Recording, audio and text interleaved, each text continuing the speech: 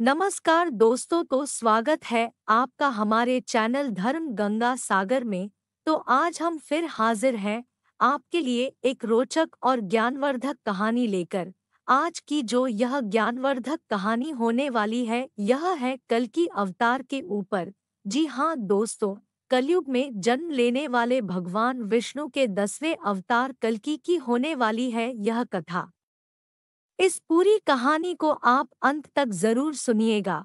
इस कहानी में आपको भगवान कल्कि के बारे में कई चीजें जानने को मिलेगी। तो चलिए शुरू करते हैं आज की यह कथा। इस कथा में हम जानेंगे कि कलयुग में भगवान कल्कि जन्म क्यों लेंगे और कलयुग में किसका वध करेंगे। तो अगर आपको यह समझना है कि क्या भगवान विष्णु ने कल्कि अवतार ले लिया है या कब लेंगे, और इस अवतार में भगवान विष्णु किसका वध करेंगे, तो यह सारी जानकारी लेने के लिए आप वीडियो के अंत तक बने रहे।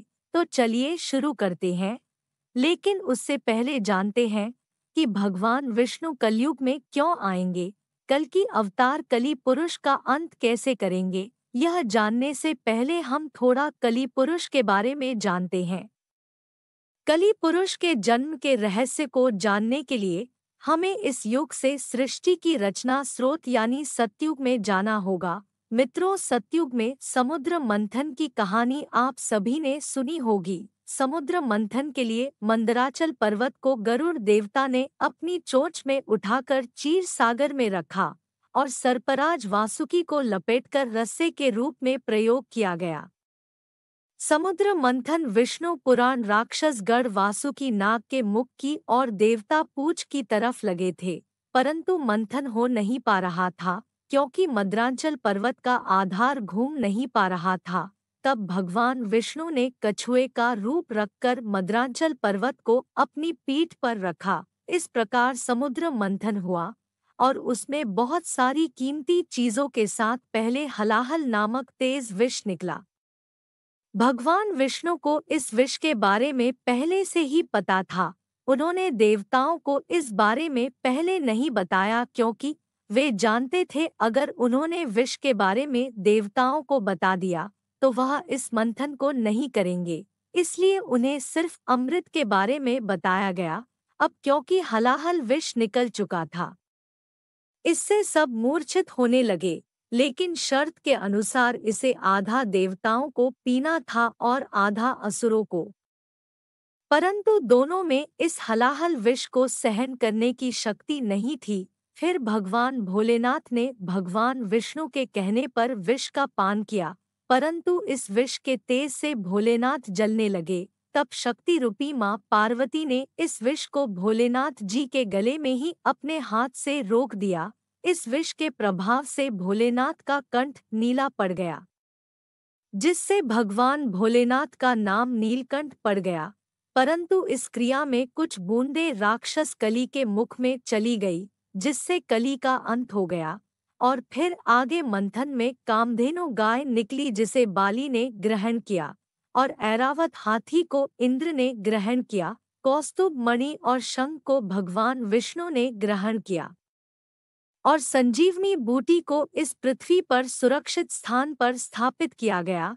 यह वही संजीवनी बूटी थी जो रामायण काल में लक्ष्मण जी को दी गई थी। इसके बाद धन संपदा लेकर लक्ष्मी जी निकली और लक्ष्मी जी ने खुद विष्णु जी को ग्रहण कर लिया। चंद्रमा निकला तो भोलेनाथ ने उसे ग्रहण कर लिया।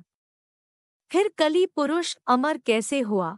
जब धन्वंतरी कलश लेकर भगवान धन्वंतरी निकले। इस अमृत कलश की देवता और राक्षस छीना झपटी करने लगे और इसी छीना झपटी में अमृत की कुछ बूंदें समुद्र में और कुछ उज्जैन नासिक प्रयागराज में गिरी। और कहा जाता है कि हर 12 वर्ष में फिर से वह अमृत प्रकट होता है और उस समय स्नान करने से रोग दोष खत्म होते हैं। और इसी अमृत की कुछ बूंदें कली पुरुष के मुख में गिर गई, जिससे वह फिर से जीवित हो उठा, परंतु वह भौतिक रूप में ना आ सका। वह बिना शरीर के जीवित हो गया और अमृत की बूंदों से अमर हो गया। कल्कि पुराण के अनुसार कली पुरुष कलयुग के अंत समय में अपने भौतिक रूप में आ जाएगा। कली पुरुष अभी अपने भौतिक रूप में नहीं है, लेकिन उसने अपनी शक्तियों से सारे मनुष्यों को अपने बस में कर रखा है। उसने अपनी शक्ति को काम, वासना, मोह और क्रोध का जाल इंसानों पर फैला रखा है। और जैसे जैसे कलयुग आगे बढ़ते जाएगा, उसकी ताकत का जाल बढ़ते जाएगा और अपने शरीर को पुनः प्राप्त करता जाएगा, जिससे इंसान पूरी तरह से कली के बस में हो जाएंगे और चारों ओर पाप ही पाप फैल जाएगा। और कली पुरुष को ही खत्म करने के लिए भगवान कल की कलयुग में जन्म लेंगे। तो चलिए अब जानते हैं कि भगवान विष्णु को कल की अवतार में कैसे देखा या पहचाना जाएगा। दोस्तों, सनातन धर्म में पंचदेव के साथ त्रिदेव का जिक्र आता है। उस त्रिदेव में ब्रह्मा, विष्णु और महेश शामिल हैं, जिनके काम आपस में बटे हुए हैं। ब्रह्मा जहाँ सृष्टि का निर्माण करते, तो वहीं भगवान विष्णु को संसार का पालक और भगवान शिव को संहार के देवता माने जाते हैं। वहीं हिंदू ग्रंथों के अनुसार जब जब धरती पर पाप बढ़ा है, तब तब भगवान विष्णु किसी न किसी रूप में पापियों का विनाश करने के लिए प्रकट होते हैं। शास्त्रों में विष्णु जी के 10 अवतारों का उल्लेख मिलता है। इसमें से वे अब तक 9 अवतार ले चुके हैं, लेकिन कलयुग में भगवान का अंतिम अवतार होना बाकी है। भगवान विष्णु कल की अवतार कब लेंगे और कैसे दिखेंगे?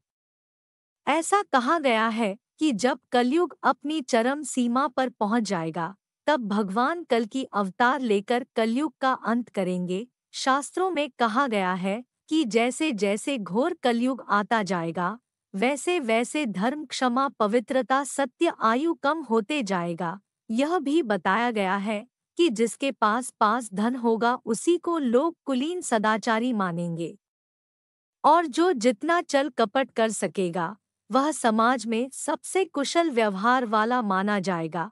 माना जाता है कि जैसे आज के समय में वारदात घटनाएं सामने आ रही है, एक समय ऐसा भी आएगा जब यह घटनाएं अपने चरम पर होंगी। कलयुग का अंत कब होगा और कैसे हत्या करेंगे लोग? एक इंसान दूसरे के खून का प्यासा हो जाएगा। गरीब से लेकर अमीर लोगों में जलन होने लगेगी। धर्म को न मानने वाले लोगों का बोलबाला होगा। जिस तरह प्रजा को संभालने के लिए एक राजा हमेशा मौजूद रहता है, लेकिन आने वाले घोर कलयुग में किसी भी शहर का राजा कोई नहीं होगा। हर जगह केवल अधर्मियों का शासन होगा। मान्यता है कि एक समय ऐसा भी आएगा जब चारों ओर अकाल पड़ जाएगा। लोग भोजन छोड़कर जानवरों की तरह पत्तियां खाकर अपना जीवन व्यतीत करेंगे। इस युग में लोगों में सिर्फ असंतोष दिखाई देगा, और जैसे जैसे घरों में पूजन पाठ का अंत होगा, लोग धर्म में पाखंड से जुड़ने लगेंगे। तब भगवान विष्णु कल की अवतार में आएंगे और कलयुग का अंत हो जाएगा। उसके बाद भगवान धर्म की स्थापना करेंगे। कल की अवतार लोगों के लिए आज भी एक रहस्य है। ऐसे में हर कोई जानना चाहता है कि भगवान विष्णु अपना कल की अवतार कब लेंगे और कहाँ लेंगे और उनका रूप कैसा होगा। वहीं भगवत पुराण में लिखा है कि कल की अवतार कलयुग के अंत और सतयुग के संधि काल में होगा। भगवान राम और कृष्ण का जन्म अपने अपने युगों के अंत में हुआ था, इसलिए जब कलयुग का अंत निकट आ जाएगा तब भगवान कल की जन्म लेंगे। वहीं अग्नि पुराण के 16वें अध्याय में भगवान कल्कि का चित्रण बाण धारण करे हुए एक घुड़सवार के रूप में किया गया है, और कल्कि पुराण के अनुसार वे हाथ में चमचमाती हुई तलवार और सफेद घोड़े पर सवार होकर युद्ध और विजय के लिए निकलेंगे। पौराणिक मान्यता के अनुसार कलयुग 43200 साल का है।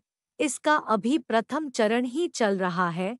कलयुग की शुरुआत 32102 साल पूर्व हुई थी, जब 5 ग्रह मंगल, बुध, शुक्र, बृहस्पति और शनि मेष राशि में 0 डिग्री पर गए थे।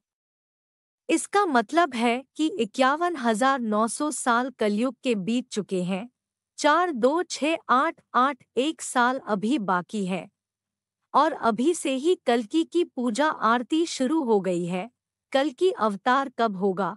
शास्त्रों के अनुसार श्रावण मास शुक्ल पक्ष की 6 तारीख को भगवान विष्णु का कल्कि रूप में जन्म होगा। यही कारण है कि इस तिथि को कल्कि जयंती रूप में मनाया जाता है। तो दोस्तों, आज के लिए इतना ही। मिलते हैं आपसे अगले वीडियो में। तब तक के लिए धन्यवाद।